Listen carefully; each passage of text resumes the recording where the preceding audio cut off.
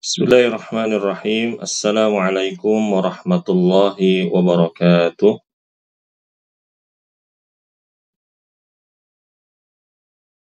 Alhamdulillah wassalatu wassalamu ala Rasulillah wa ala alihi wa sahbihi wa man walah, amma ba'du. Ibu-ibu yang saya muliakan, alhamdulillah pada pagi hari ini kita kembali berjumpa dan alhamdulillah kita masih diberikan oleh Allah Subhanahu wa taala begitu banyak kenikmatan sehingga kita bisa memaksimalkan segala bentuk kenikmatan yang Allah berikan berupa kesehatan, waktu, dan juga yang lainnya. Insya Allah ibu-ibu, pada pekan ini kita akan kembali melanjutkan pelajaran kita di kitab 100 hadis, ya, pedoman hidup sehari-hari dan penjelasannya, buah karya dari Al-Ustaz Said Yai Ardiansyah MA Hafizahullahu Ta'ala. Ini ibu yang membaca, Ummu Syauqi, apa udah hadir belum ya? Ummu Syauqi udah hadir belum? Baik. Ibu-ibu, kita masuk ke hadis yang ke-71. Sudah hadir Ummu Syauqi? Pakai nama Miss Loji. Ibu, ini akun Miss Loji pinik siapa? Oh iya, saya. Ummu Syauqi ya? Udah hadir Ustaz. Oh baik, ini Ummu Syauqi ya. Ibu namanya siapa ibu, maaf? Namanya Kiptiah. Oh iya, baik Ibu Kiptiah. Ini pakai akun suami. Oh iya. Ibu nanti kalau misalkan selesai membaca, mikrofonnya dinonaktifkan saja ya. Oh iya. Baik Ibu, silakan Ibu dibaca hadisnya. An Abi Hurairah radhiyallahu anhu qala Rasulullah sallallahu alaihi wasallam, ayyuhan nasu innallaha thayyibun la yaqbalu illa thayyiba. Muslim. Diriwayatkan dari Abu Hurairah, Rasulullah sallallahu alaihi wasallam bersabda, wahai manusia, sesungguhnya Allah itu thayyib atau maha baik. Dia tidak akan menerima kecuali yang baik-baik. Iya, jazakillahu khairan Ibu. Nah, ibu-ibu yang saya muliakan, Rasulullah Shallallahu Alaihi Wasallam bersabda, ayyuhan nas. Ayyuhan nas ini seruannya untuk seluruh manusia ya Bu ya. Innallaha thayyibun. Sesungguhnya Allah itu thayyib atau maha baik. La yaqbalu illa thayyiban. Dia tidak akan menerima kecuali yang baik-baik. Penulis ya Ustaz Said Yai Ardiansyah Hafizahullahu Ta'ala menjelaskan pada hadis ini yang pertama, Allah memiliki nama At-Thayyib ya. Allah memiliki nama At-Thayyib. Dan sebagaimana yang sudah kita ketahui ya ibu-ibu, bahwa Allah itu memiliki nama ya 100 kurang 1 ya. Dan inilah diantara nama Allah Subhanahu wa Ta'ala, yaitu At-Thayyib. Lalu yang kedua, Allah tidak akan menerima amalan-amalan hambanya kecuali dari yang baik-baik saja. Allah tidak akan menerima sedekah dari hasil curian, ya, dari hasil rampasan, ataupun semisalnya. Atau misalkan kita beribadah, ibu-ibu rahimakumullah, menggunakan harta yang haram. Contohnya, misalkan ketika kita sholat, kita menggunakan pakaian yang kita beli dari harta yang haram. Menggunakan harta ketika misalkan kita pergi umroh atau haji dengan harta yang haram. Ya.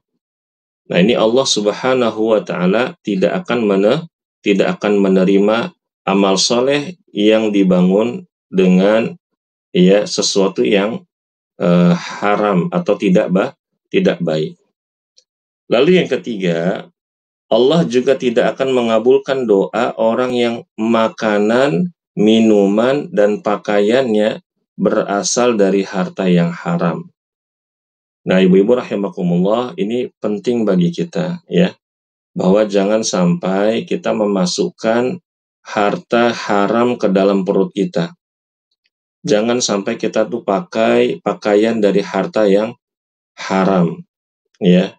Nah, misalkan gini ibu-ibu ya, ada orang dia beli pakaian dengan cara cicil ya, dengan cara cicil.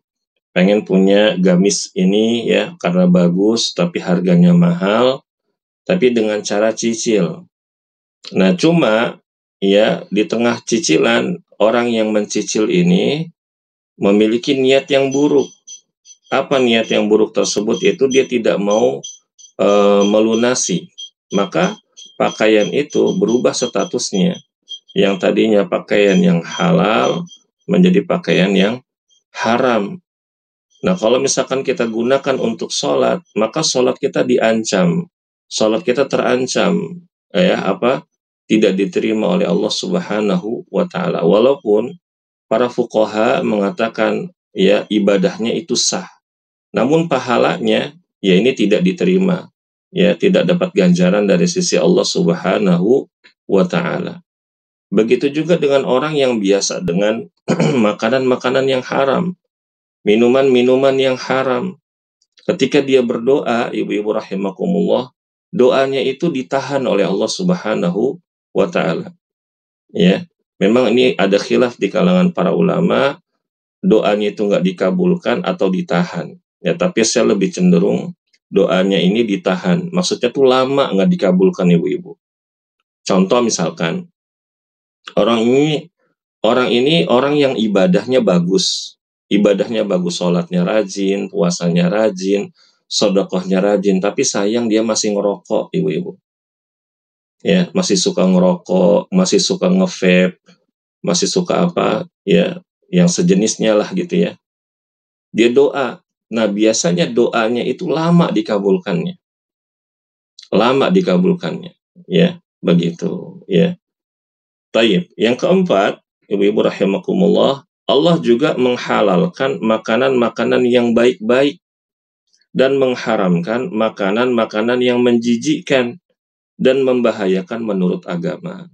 Seperti binatang yang hanya makan kotoran hewan atau bangkai. Ya, seluruh binatang ibu-ibu yang dia mengkonsumsi makanan-makanan yang halal, yang haram, ya makanan kotoran hewan kah, ya atau bangkai kah, maka itu tidak boleh kita konsumsi. Ya, tidak boleh kita konsumsi. Atau binatang yang hidup di tempat kotor yang najis ya. Ini juga tidak boleh kita konsumsi. Atau tumbuhan-tumbuhan dan hewan-hewan yang beracun. Ini juga tidak boleh kita konsumsi.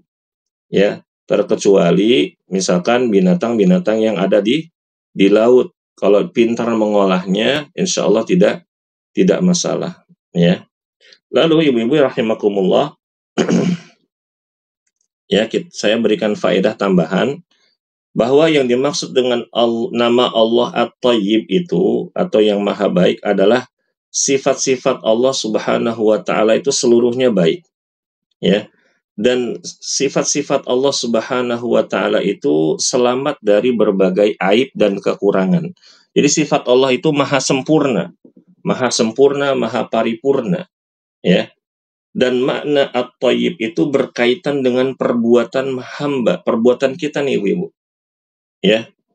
Jadi sifat Allah yang namanya At-Tayyib itu ya berkaitan langsung dengan perbuatan hamba. Maksudnya yaitu tadi Allah Subhanahu wa Ta'ala tidak menerima dari perbuatan hamba kecuali yang baik-baik saja. Ya, perbuatan yang baik berasal dari sumber yang baik saja. Itulah makna dari nama Allah At-Tayyib. Ya. Begitu, makanya ibu-ibu rahimakumullah, di antara adab kita ketika ingin beribadah kepada Allah, kita harus datang dalam keadaan yang terbaik. Ya, ini mungkin sebagian buat ibu-ibu ya mungkin yang kalau sholat mukenanya udah berapa bulan gitu ya nggak dicuci, ya atau mukenanya udah belel gitu ya. Ya, ahsannya kita kalau ada rizki ya kita beli, ya kita beli, kita pakai mukena yang terbaik ketika kita sholat, ya. Bukan berarti harus mahal ya ibu-ibu ya. Maksudnya adalah bagus gitu ya, terus bersih ya, nggak bau gitu ya ibu-ibu ya. Kalau di rumah nih nggak bau ya gitu ya. Baik.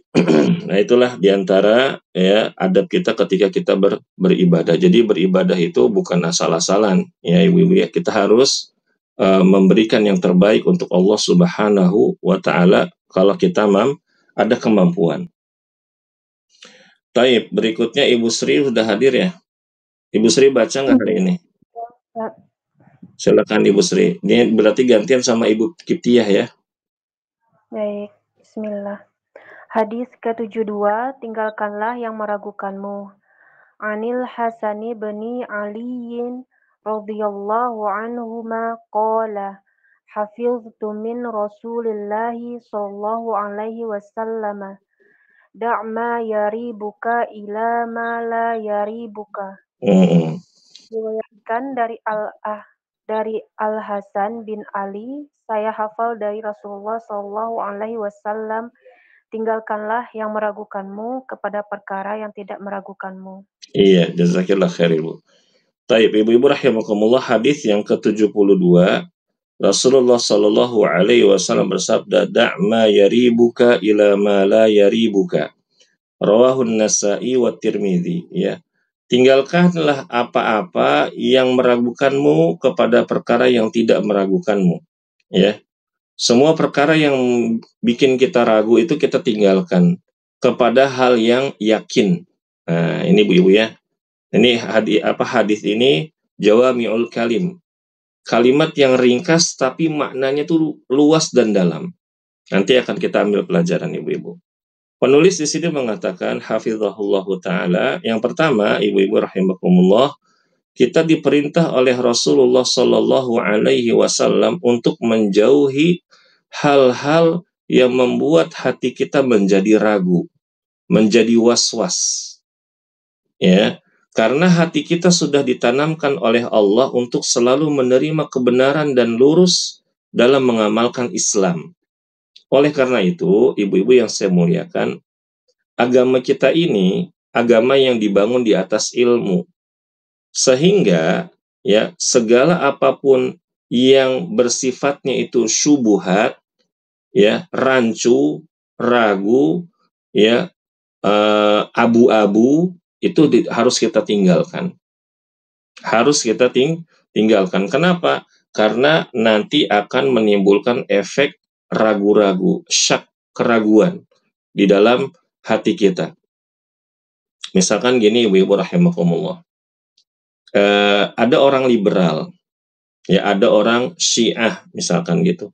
Dia ceramah, dia ngasih potongan-potongan ayat, potongan-potongan hadis, retorikanya bagus, tapi kontennya, apa yang dia sampaikan, di balik kehalusan tersebut, retorika yang bagus tersebut, banyak syubhat, ya, banyak hal-hal yang nggak jelas, ya, banyak hal-hal yang sifatnya itu menyelisihi fitrah. Fitrah kita ini udah lurus ibu-ibu, ya, tapi karena ada syubhat, jadi kita ragu. Emang benar ya orang Nasrani itu bisa masuk surga? Emang benar ya orang Yahudi bisa masuk surga? Emang benar non-muslim bisa masuk surga? Nah, kenapa?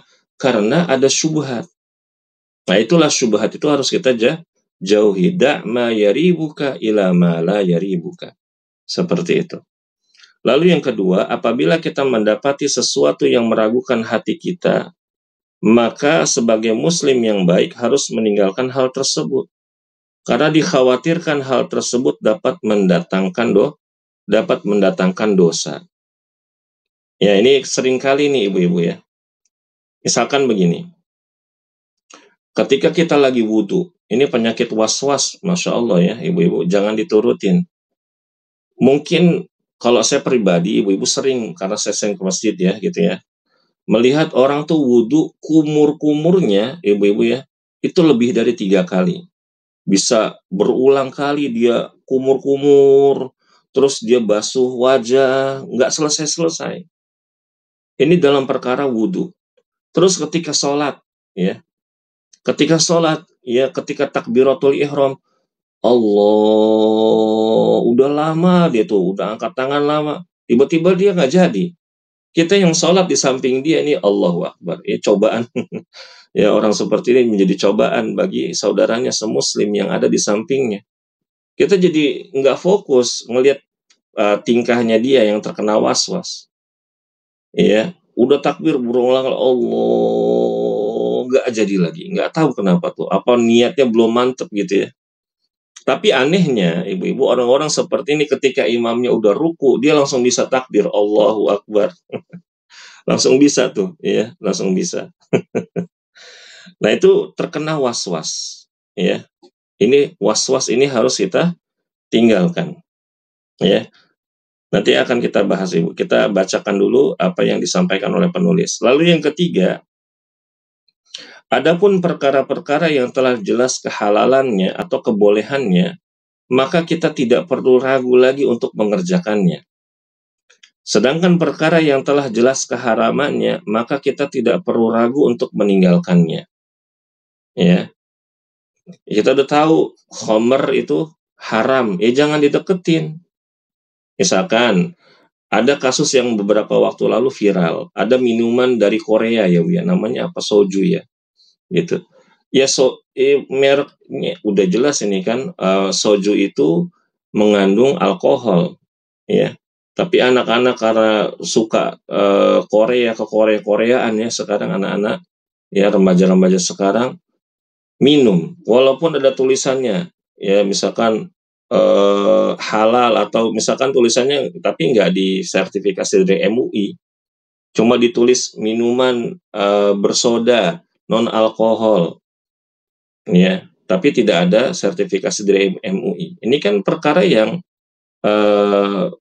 syubhat, meragukan, ya, harus kita tinggalkan, ya, seperti itu.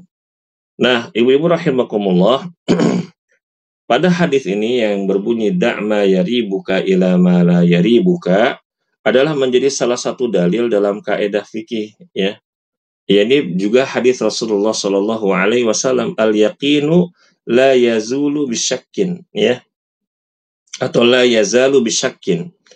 Sesuatu yang yakin itu nggak bisa menggeser sesuatu yang ragu-ragu. Contoh, ibu-ibu tadi jam 8 itu udah wudhu, udah sholat duha, ya kan, udah sholat duha, udah wudhu, ya kan. Nah, terus jam 11 nanti mau baca Quran, ya kan. Terus ibu ragu nih, tadi kentut gak ya? Nah, kentut itu adalah keraguan. Yang yakinnya adalah ibu tadi sudah wudhu. Yang ragu ini udah tinggalkan. Ya, ngapain ibu urusin yang ragu? Orang tadi saya udah wudhu kok. Yang kentutnya ini ragu-ragu. Jadi nggak usah lagi yang ragu-ragu ini kita pegang. Ini salah. Kalau kita membiasakan diri kita dengan dipenuhi dengan keraguan-raguan ini, nanti akan timbul penyakit was-was. Ingat ibu-ibu, penyakit was-was itu dari setan. Ya, bukan dari keraguan hati, bukan, dari setan, murni bisikan setan. Nanti ya, orang yang terkena was-was ini akan terjatuh kepada kesalahan yang sangat besar. Ibadahnya nggak jelas, ibadahnya penuh-penuh dengan keraguan. Tadi aku udah sholat belum ya? Tadi aku udah ini belum ya? Jadi diikutin terus was-wasnya. Nah, lama-kelamaan nanti dia seperti orang yang linglung. Maka was-was ini harus dihilangkan. Dengan cara apa? Ini kaedahnya. Al-yaqinu la yazalu bisyakin. Ya, sesuatu yang yakin itu nggak boleh dikalahkan dengan sesuatu yang ragu-ragu. Nah, hal ini ibu-ibu rahimakumullah bisa juga diterapkan dalam ibadah sholat. Misalkan ibu nih lagi sholat, ya, ketika berdiri di rakaat yang ketiga, ibu lupa. Ini rakaat keberapa ya? Rakaat 2 apa 4 nih? Apa 3? Ini kan ragu. Ya kan? Ketika ibu berdiri itu adalah keraguan. Maka kaidahnya ada Rasulullah ajarkan. Ya, jadikan rakaat yang kita keadaan lupa tersebut adalah rakaat yang terkecil. Kita lupa nih rakaat kedua, ketiga, atau keempat. Udah jadikan rakaat yang kedua. Ya, nggak usah. Kayaknya keempat. Wah, udah lompat 1 rakaat. Ya, malah jadinya lebih parah. Nah, seperti itu ibu-ibu ya. Ya. Jadi kalau misalkan kita lagi sholat, terus kita lupa rakaat, ambil rakaat yang terkecil. Udah, itu yang yakin, itu yang yakin, bukan yang ragu. Ya.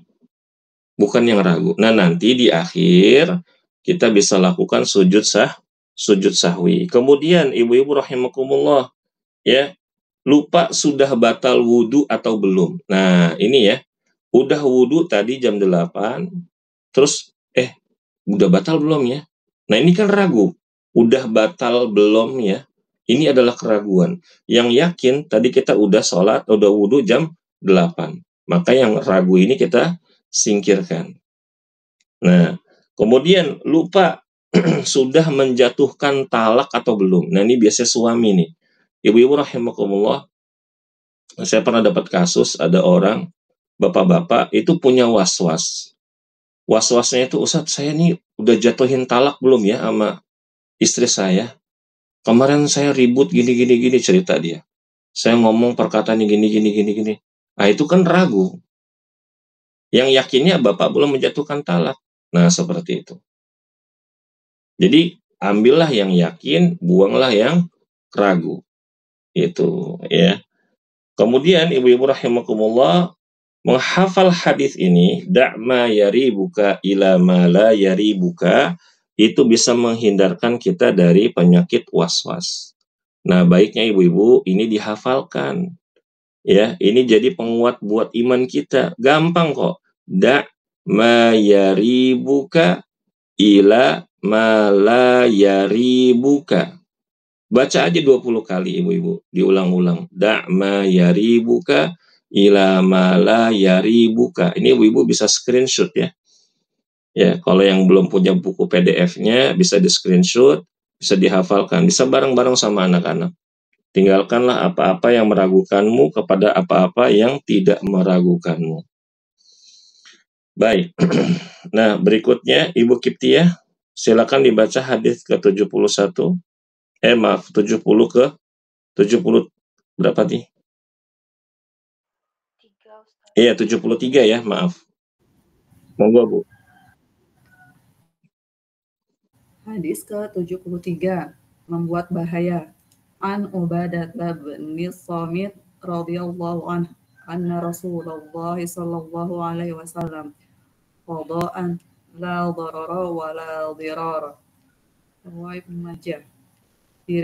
Diriwayatkan dari Ubadah bin As-Samit, Rasulullah sallallahu alaihi wasallam memutuskan bahwa tidak boleh membuat mudarat atau bahaya dan tidak boleh membalas dengan membuat mudarat. Iya, jazakillahu khairan. Nah, ini ibu-ibu, hadis ini pun menjadi kaedah ya. Hadis ini pun menjadi kaedah. Rasulullah Shallallahu alaihi wasallam bersabda, la darara wa la dirar. Tidak boleh membuat mudarat atau bahaya ya, dan tidak boleh membalas dengan membuat mudarat. Ya. Penulis di sini menjelaskan, yang pertama, segala sesuatu yang berbahaya atau bisa membuat orang lain celaka, maka hal tersebut diharamkan. Ya, nah, ibu-ibu sebelum, mohon maaf sebentar ada ini. Ya, kita lanjutkan ibu-ibu. Jadi segala sesuatu yang berbahaya atau yang bisa membuat orang lain celaka, maka hal tersebut diharamkan. Apapun itu ibu-ibu. Ya. Lalu yang kedua, kita tidak diperkenankan membalas kejahatan orang lain dengan mendatangkan bahaya yang lebih besar. Nah, ini memang sulit ya, ibu-ibu. Contoh begini. Ada orang mukul, ya, mukul kita, kita balas pukul. Nah ini perhatikan ibu-ibu, kalau misalkan kita mukul dia dengan pukulan yang lebih keras, maka kita jatuh kepada kezaliman. Ya. Ada seorang ulama salaf dulu, ya ibu-ibu rahimakumullah, ketika dia di zolimi, saya lupa riwayatnya dipukul atau ditampar gitu ya, ibaratnya dia dizolimi. Lalu beliau dinasehati sama temannya, kenapa kamu tidak membalasnya?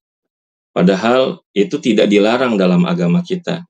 Dia bilang, saya khawatir ketika saya membalasnya, perbuatan saya itu lebih parah ketimbang perbuatan dia. Yang sehingga nanti di akhirat, itu bisa menjadi hal yang dia menuntut saya. Nah inilah kehati-hatian ya, ibu-ibu rahimakumullah. Nah makanya kadang ibu-ibu rahimakumullah, tidak semua kejahatan harus kita tidak semua kejahatan harus kita balas. Kalaulah misalkan kita tinggal di negara muslim, negara Islam yang menjalankan syariat, maka ini bisa kita bawa ke pengadilan. Ya, ibu-ibu rahimakumullah, pengadilan syar'i. Ya, pengadilan syariat. Ya, kita bisa menuntut dan itu keputusan yang adil insya Allah. Ya, tidak menzalimi satu sama lain. Ya, namun kalau misalkan kita tinggal di negara yang ya penuh dengan kezaliman, ya lebih baik ya ini tadi ya ibu-ibu rahimakumullah, seringkali terjadi ada orang dia dizalimi ya, lalu dia dendam, dia bawa ke ranah hukum, lalu dia balas kalau zaliman tersebut lebih zalim lagi. Misalkan contohnya dia dirugikan 10 juta. Dirugikan 10 juta. Tapi karena pengacaranya ini pinter segala macam gitu ya Bu ya, maka dia menuntut si tersangka ini dengan 1 miliar. Ini nggak boleh. Ya, ini nggak boleh. La dharara wala dirar. Ya, ini tidak boleh, harus sama. Ya. Jangan sampai kita, oh enggak, ini kan saya mau balas perbuatan dia. Dia telah merugikan saya. Ya nggak boleh kita membalas perbuatan dia dengan sesuatu yang lebih zalim lagi. Itu tidak boleh. Makanya ibu-ibu rahimakumullah, ini menjadi polemik ya. Menjadi polemik ketika banyak kasus bullying juga di sekolah. Ya. Ada sebagian orang tua mengajarkan anaknya, udah nak kamu kalau dijahatin udah diem aja. Sebenarnya ini juga tidak baik, ibu-ibu rahimakumullah. Kita harus ajarkan anak-anak kita itu bisa mempertahankan dirinya. Cuma itu tadi, jangan sampai anak kita itu melakukan perbuatan yang lebih parah dari apa yang dia dapatkan. Nah, ini harus kita ajarkan. Makanya pentingnya kita banyak-banyak menjalin komunikasi dengan pihak sekolah atau dengan anak kita atau dengan teman-teman anak-anak kita.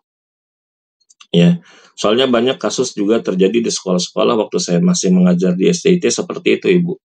Ada yang jahil dipukul sekali, temannya mukul berkali-kali. Ini nggak boleh kan? Nah, begitu. Alasannya dia duluan. Nah, seperti itu. Ini tidak boleh. Lalu yang ketiga, apabila ada dua kebaikan berkumpul pada suatu hal, maka kita dahulukan yang kebaikannya lebih baik dan lebih banyak. Jadi kalau misalkan kita nih dihadapkan dengan suatu kebaikan, ada beberapa kebaikan ibu-ibu, maka kita tempuh cara atau kita tempuh kebaikan yang paling mudah untuk kita lakukan dan yang paling banyak manfaatnya. Ya. Kalau misalkan ada kebaikan tapi jalannya susah, manfaatnya sedikit. Ya. Ada kebaikan yang lain, jalannya mudah. Ya, tapi ada manfaat juga dan manfaatnya lebih besar, maka kita tempuh jalan yang kebaikan tersebut, ya. Walaupun kita lihat nih yang kayaknya yang kebaikan yang susah ini nih, kalau misalkan kita lakukan bisa menghasilkan sesuatu yang luar biasa begitu. Tapi kita tentukan kebaikan yang mudah kita jalani, ya, atau kebaikan yang lebih mudah, ya. Yang keempat, yang berikutnya ibu-ibu rahimakumullah, yang keempat, apabila ada dua keburukan. Nah, ini ya. Apabila ada dua keburukan yang berkumpul pada suatu hal, maka kita dahulukan keburukannya yang lebih rendah daripada yang lain. Nah, misalkan kita dihadapkan dengan berbagai macam keburukan, maka kita pilih keburukan yang paling rendah, ibu-ibu, ya, yang paling rendah. Dan ini udah muncul dari sifat manusiawi kita, ya. Misalkan kita ada kemungkinan ada lagi sakit segala macam, dokter menawarkan begini, kita pasti tempuh resiko yang paling ringan, ya.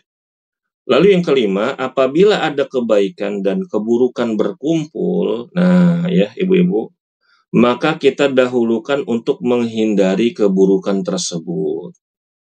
Ya, contoh misalkan lagi ada kajian nih ibu-ibu ya, lagi ada kajian, ya, lalu tiba-tiba ada ormas datang membubarkan kajian tersebut. Kalau kita paksa, ya, kebaikan ini diteruskan, akan menimbulkan keburukan yang sangat besar, maka lebih baik kita tinggalkan kebaikan tersebut untuk menghindari keburukan. Atau misalkan gini, ya kita sudah tahu bahwa kalau misalkan ada pengamen, ada minta-minta, itu nggak boleh kita kasih ibu-ibu. Kita lagi makan nih, ya kan? Kita lagi makan, datang nih, kucuk, ngamen, ya. Tampangnya kayaknya, wah lagi mungkin nggak ini ya, mungkin lagi mabok atau bagaimana, preman situ ya. Kalau nggak dikasih dia marah. Lalu ya terjadilah keburukan kepada kita. Ya mana ya lebih baik kita kasih, ya lebih baik kita kasih seperti itu, ya. Atau misalkan kita lagi parkir di minimarket, tiba-tiba lagi parkir nggak ada tukang parkir, tiba-tiba pas sudah mau pulang ada tukang parkir, ya. Ya udah mau gimana lagi kita kasih. Atau misalkan ada tukang minta-minta, ya seperti itu. Ini kita menghindarkan diri kita dari keburukan. Ya, kalau misalkan memang nyata-nyata dia bisa memberikan keburukan kepada kita. Nah, ibu-ibu yang saya muliakan, pada hadis yang ke-73 ini, mengamalkan hadis ini adalah dengan tidak membuat suatu kemudorotan untuk diri sendiri dan orang lain. Ya, la dororo wa la dirar. Jangan kita itu bikin keburukan untuk diri kita sendiri dan juga keburukan untuk orang lain. Contohnya, misalkan seperti kita merokok. Ya, merokok itu untuk keburukan untuk kita juga, keburukan diri kita sendiri, atau kepada orang lain, untuk keluarga kita, untuk anak kita. Betapa banyak ibu-ibu rahimakumullah orang-orang yang merokok sambil naik motor, ya, itu abunya kena mata orang, kena kulit orang, ya. Atau yang lebih ajaibnya lagi, ada bapak-bapak ngerokok sambil gendong anak bayi, sambil boncengin anaknya di depan. Tangan kirinya ada rokok, di depannya ada anaknya. Ya, dengan nyamannya dia ngerokok. Nah, ini namanya, ya, dia jatuh kepada larangan hadis ini. La dirara wa la dirar. La darara wa la dirar. Atau yang berikutnya ibu-ibu, membakar sampah di pemukiman. Ada pemukiman, ya, orang malas bayar iuran sampah, dia bakar sampah. Allahu Akbar. Udah gitu bakar sampahnya malam-malam. Ya udah kemana-mana tuh asapnya. Ini zalim, nggak boleh ibu-ibu ya. Lalu kemudian menyetel alat elektronik dengan suara yang mengganggu. Ya, karaokean kah? Ya, atau dengar musik ya. Ya, tanpa memperdulikan tetangga yang ada di sekitarnya.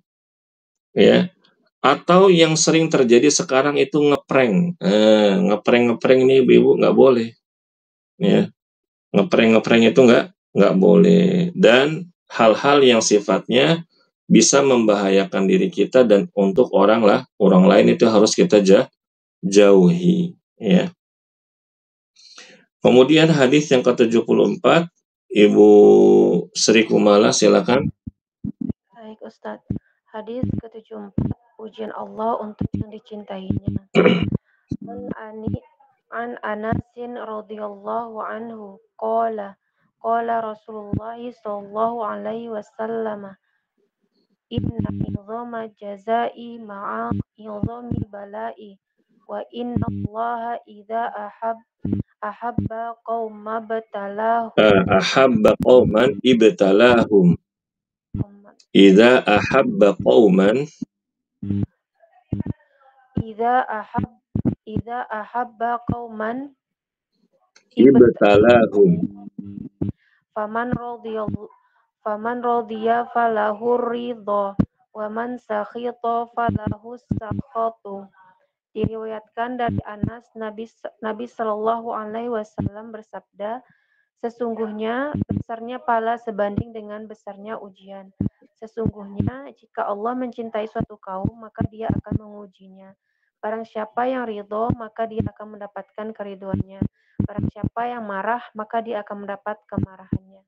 Iya, jazakillahu khairan. Ibu-ibu rahimakumullah, Rasulullah Shallallahu Alaihi Wasallam bersabda dalam hadis yang diriwayatkan oleh Imam At-Tirmidzi, inna idhamal jaza ma'a idhamil bala. Masya Allah, ini dihafal ibu-ibu ya. Sesungguhnya besarnya pahala itu sebanding dengan besarnya ujian. Ya. Wa inna Allaha idza ahabba qauman ibtalahum. Tuh ibu-ibu.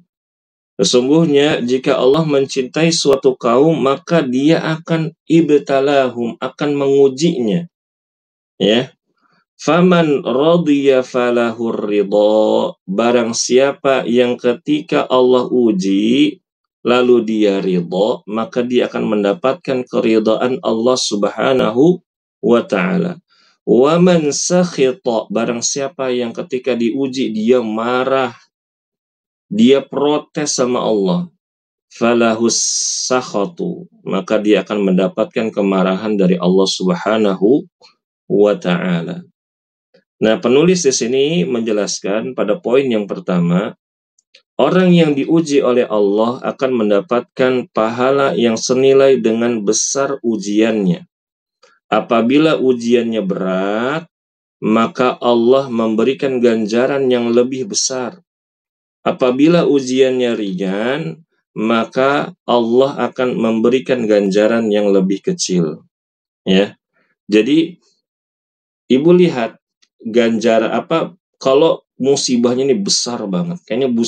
Kayaknya ketika misalkan ibu dapat ujian, musibah itu kayak langit mau runtuh, maka ibu ingat bahwa Allah sedang menyiapkan pahala yang besar. Ya, ingat langsung. Ya. Karena dengan sebab mengingat apa yang Allah janjikan ini akan memunculkan sifat ridho ketika musibah itu terjadi. Ini akan kita bahas ibu ya nanti ya di akhir ya, masalah ridho dan sabar. Ya, ibu-ibu, jadi dihafalkan. Ya. Kalau misalkan kita lagi diuji, terus ujiannya itu berat sekali, maka pasti Allah sedang siapkan pahala atau ganjaran yang besar pula. Lalu yang kedua, ciri-ciri orang yang dicintai oleh Allah adalah orang yang sering diuji. Karena demikian, dosa-dosanya akan terhapuskan. Perhatikan ibu-ibu. Dosa-dosanya akan dihapuskan oleh Allah. Kemudian apa? Derajatnya ditinggikan, ya. Dan di dalam ayat yang lain, Allah ganti dosa-dosanya tersebut dengan kebaikan yang banyak.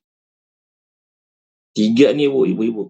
Ketika kita dicoba, diuji, apapun itu, entah dengan penyakit, ya, entah itu dengan harta, kondisi ekonomi, dengan anak, dengan pasangan, ya.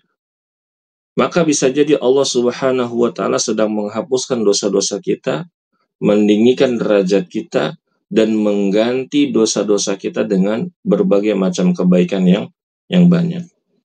Syaratnya, kata Ustadz, di sini Ustadz Said, dia harus benar-benar ridho menerima hal tersebut. Dia harus ridho ketika mendapatkan ujian tersebut. Lalu yang ketiga, orang yang benci dengan ujian, orang yang marah dengan ujian yang dialaminya, akan mendapatkan kemurkaan dari Allah Subhanahu wa ta'ala. Nah, ibu-ibu rahimakumullah, saya ada tambahan sedikit yang mengenai hadis ini. Yaitu para ulama menjelaskan, apabila seorang muslim secara umum, ya Ibu ya, orang muslim ini secara umum, dia menjalankan perintah Allah, dia sholat, ya pokoknya perintah Allah tuh dia jalani, dan dia menjauhi larangan Allah, apapun yang Allah larang sebisa mungkin dia jauhi, ya. Kemudian dia mendapatkan musibah, maka itu adalah ujian. Itu adalah ujian, karena kan sering kita tuh bertanya-tanya, ini sebenarnya ujian atau azab ya? Nah gitu ya. Nah kalau misalkan ibu-ibu sholatnya rajin, ibu-ibu mentauhidkan Allah, ibu-ibu menjauhi ibadat-ibadat yang nggak ada asal usulnya, ibadahnya itu jelas-jelas dari Al-Quran dan hadis, ya, nggak durhaka sama orang tua, nggak berbuat zalim, pokoknya lempeng-lempeng aja lah gitu ibu-ibu kehidupannya. Lalu datang ujian, datang musibah, maka ketahuilah itu ujian, bukan azab, ya, bukan azab. Ya, yang mana ibu-ibu rahimakumullah, ujian tersebut untuk menghapuskan dosa-dosa kita dan mengangkat derajat kita dan mengganti seluruh keburukan-keburukan, dosa-dosa dengan berbagai macam kebaikan dan keberkahan, ya, serta mengangkat derajat kita.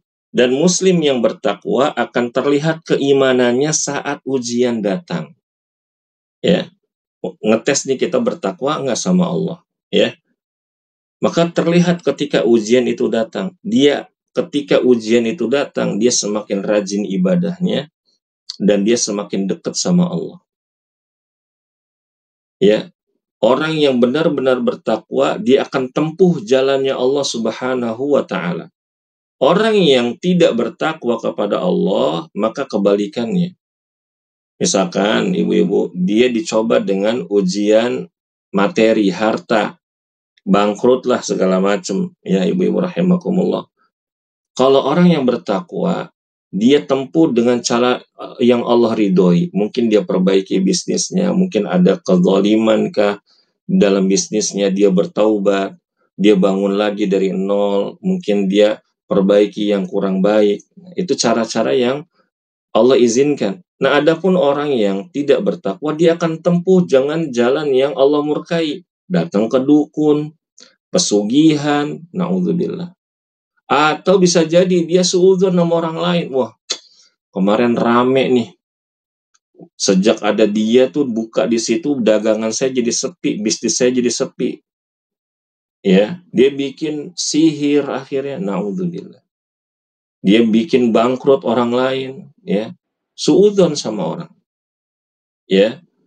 Padahal rizki itu sudah Allah tentukan. Adapun seorang muslim yang fasik, saat mendapatkan musibah bisa jadi itu adalah azab yang berfungsi sebagai pengingat untuk dia segera bertaubat, ya, dan kembali kepada Allah. Namun ada orang-orang yang benar-benar fasik ibu-ibu, sehingga hatinya sudah tertutup, sehingga dia justru semakin jauh dari Allah dan bahkan mati di tengah-tengah azab tersebut. Dan dia mati dalam keadaan su'ul khotimah. Nah ibu-ibu, kalau ada orang, dia fasik, biasa ninggalin sholat, Ramadan nggak puasa, minum khomer, walaupun dia statusnya muslim, ya ibu-ibu rahimakumullah, ujian tuh datang. Kalau dia masih ada iman di dalam hatinya, dia taubat. Dia kembali kepada Allah, dia hijrah, kasarannya mah begitu sekarang. Ya. Tapi kalau memang dia ini benar-benar orangnya tuh fasiknya luar biasa, bisa jadi dia itu akan diulur oleh Allah Subhanahu wa Ta'ala, ya, dibiarkan. Ya, ini contohnya ibu-ibu rahimakumullah, orang-orang yang mati dalam keadaan bermaksiat. Itu tandanya dia bermaksiat sudah berulang kali dan sudah ditegur berulang kali sama Allah Subhanahu wa Ta'ala, namun dia sombong. Sehingga Allah biarkan dia di istidraj, ya. Rezekinya makin banyak, semakin kaya gitu ya Bu ya, agar dia mudah untuk bermaksiat kepada Allah. Ya. hingga dia mati, Allah takdirkan dia mati, diambil ajalnya dalam melakukan dosa tersebut. Kalau ibu-ibu melihat di berita, ada orang mati dalam keadaan di tempat diskotik, ada orang mati dalam keadaan nauzubillah berzina, ada orang mati dalam keadaan minum khamar, itu berarti ibu-ibu bukan pertama kali dia melakukannya. Udah berulang kali, udah peringatan Allah sampaikan, Allah tegur berulang kali kepada hambanya ini, tapi dia sombong. Ya, ini kita bicara muslim yang fasik ya ibu-ibu ya, bukan non-muslim ya. Begitu. Sehingga dia mati dalam keadaan su'ul khatimah, na'udzubillah. Ya. Dan ibu-ibu rahimakumullah, tadi dibahas oleh Ustadz, di situ ada ridho dan sabar.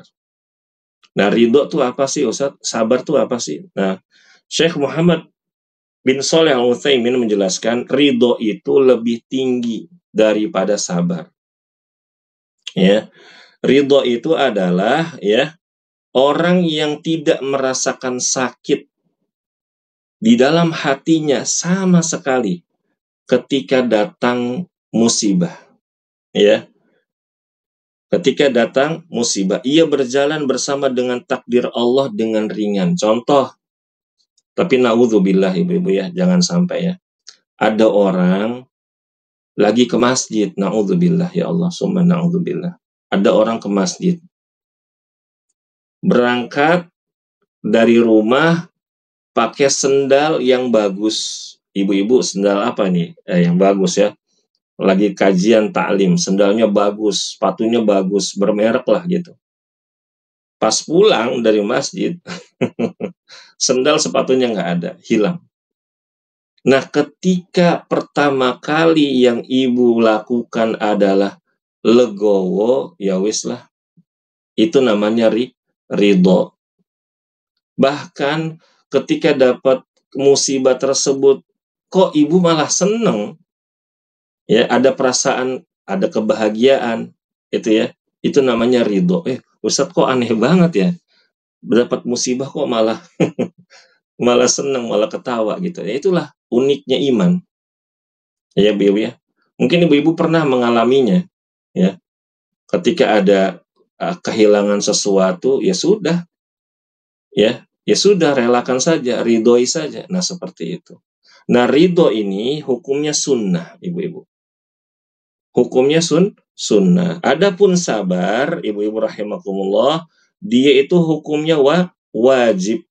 Siapa saja yang tidak sabar ketika ujian itu datang, maka dia berdosa. Nah, contohnya, ibu-ibu rahimakumullah, tadi ketika ibu pulang taklim, sepatunya hilang, sandalnya hilang gitu ya, ada yang ngambil gitu. Ibu marah-marah. Ya, marah-marah, ngoceh terus. Nggak ditahan ini mulutnya. Maka itu bukan ciri-ciri orang yang sabar. Nah, perbedaan antara sabar sama ridho itu di hati.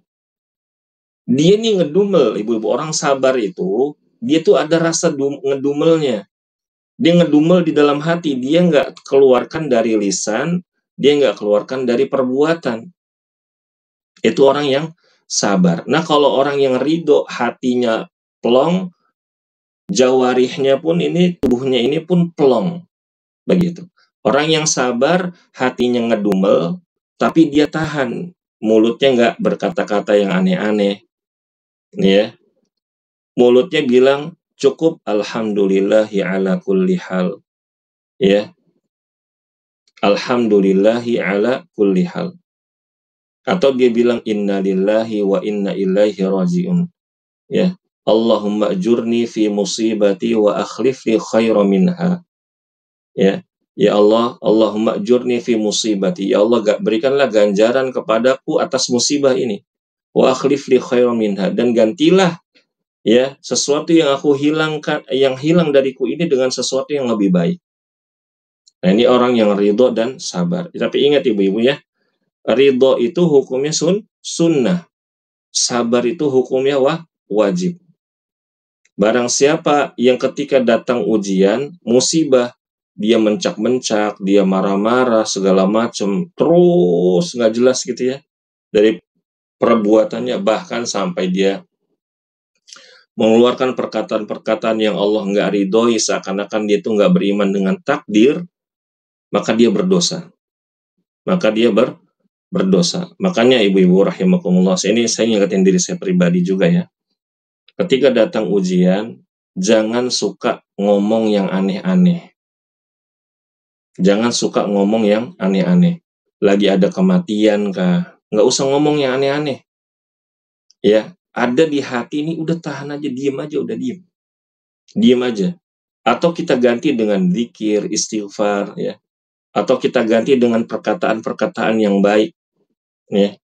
Susah Ustadz ngomong baik, orang lagi sedih Ustadz. Ya udah diem aja, tahan. Tapi Ustadz kalau misalkan kita meninggal sama orang, terus kita nangis, itu sabar nggak Ustadz? Itu sabar. Rasulullah pernah menangis ditinggal anaknya, ditinggal wafat oleh Ibrahim. Ya, anaknya yang laki-laki wafat waktu masih kecil, Rasulullah menangis. Dan Rasulullah adalah orang yang paling sabar. Ya, ibu-ibu rahimakumullah. Ya, begitu. Dan juga jangan salah kaprah. Wah Ustadz, saya ridho, bapak saya meninggal, ibu saya meninggal, saya senang-senang, saya ketawa-ketawa, saya senyum-senyum. Wah itu salah juga, ya. Begitu ibu-ibu ya. Ridho itu plong, pokoknya itu plong. Apa bahasanya kalau anak zaman sekarang itu? Ya relax lah gitu. Ya, begitu. Dan saya mengingatkan ridho itu hukumnya sunnah, sabar itu hukumnya wajib. Ya. Jadi kita wajib untuk bersabar atas segala macam ujian dan musibah yang Allah Subhanahu wa taala berikan kepada kita. Baik ibu-ibu rahimakumullah, mungkin untuk hari ini kita cukupkan dulu ya karena sudah pukul 11 sampai hadis yang ke-74. Sampai di sini ibu-ibu ada pertanyaan mungkin? Silakan bagi ada yang bertanya ibu-ibu.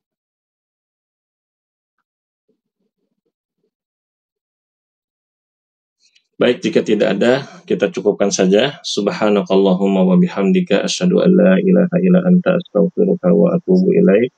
Wassalamualaikum warahmatullahi wabarakatuh. Waalaikumsalam warahmatullahi wabarakatuh. Jazakumullah khairan. Iya, ibu-ibu, wajazakumullah khair. Iya, ibu, sama-sama.